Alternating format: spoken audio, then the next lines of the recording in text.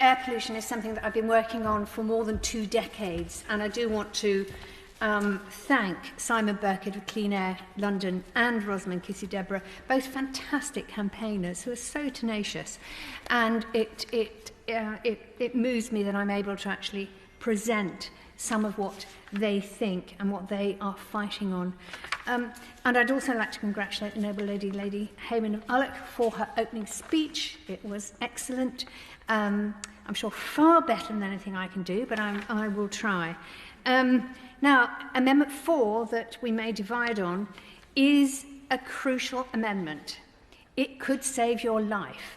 The other 2 amendments are great because they will help with your health as you go through our filthy streets here in London. But Amendment 4 is actually the basic. We have to reduce PM 2.5.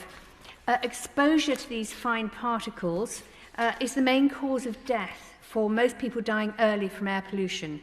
They are tiny bits of soot and grit that are so small they not only stick to the lungs, but they can also pass through the lungs. The Noble Lady did actually explain it much better than that. The Noble Lady Barriss Finlay of Llandaff. Explain it, but we have to understand that this is incredibly difficult to control if we don't set targets.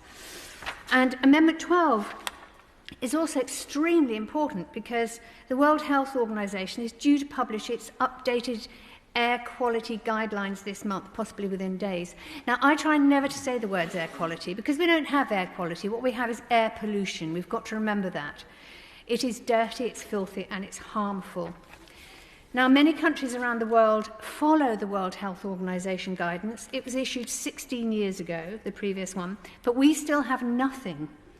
We have a public health crisis leading to tens of thousands of premature deaths, and we've identified the main cause, but we still do nothing. Incinerators can be built, and they can ignore this pollutant. Heathrow can be expanded and ignore this pollutant. Local authorities and national government are making decisions that will potentially damage human health and increase these emissions, but we allow it because we ignore the scientific advice. And that really shouldn't be acceptable. The interim advice from our own scientists, published 2 months ago, is that reducing concentrations below the World Health Organization's air quality guideline would benefit public health. That's so obvious. It's what we should do, and I hope that DEFRA will eventually set world-beating targets. But that certainly isn't what they've done for the past 20 years, and that's why this amendment is necessary.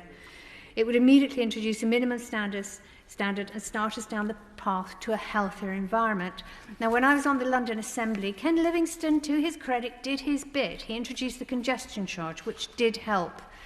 And I was a fierce critic of our current Prime Minister, Boris Johnson, when he was Mayor of London, because his solutions to the problem of air pollution in London, particularly in the lead up to the Olympic Games, was to put plants along the main road towards the Olympic Stadium, and secondly, to rely on the measurements from an EU monitoring station up on one of the most polluted roads in London, but set at 12 feet in the air so that it didn't actually measure the air pollution on the ground. I gather you want to interrupt me, even though I'm making a really important speech. You're making a very important speech. Could I just add to what you've said?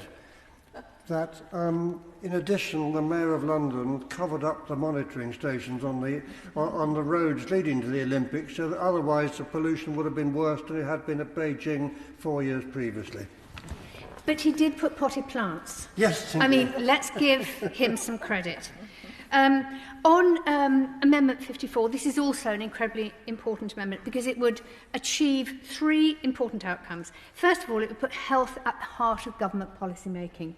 Now, that's something that, as an ex-Southwark councillor, as the Noble Lord Kennedy, actually on the Old Town Hall it said, the health of the people is the highest good. It's a Latin quotation. It's a translated Latin quotation. The health of the people is the highest good.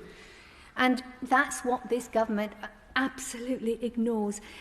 Secondly, the Amendment 54 would ensure that air quality targets are based on WHO air quality guidelines and achieved as soon as possible. And thirdly, that it would ensure air pollution is properly monitored, particularly where it's a problem, and that people are warned about it. Please, please understand this is a public health crisis. I've tried to get the issue of air pollution into other bills, but this, I think, is I was always put off. I was always told, oh, this is whatever bill it wasn't the right bill to put air pollution in. But when we are talking environment, this is the bill to add air pollution as a serious issue.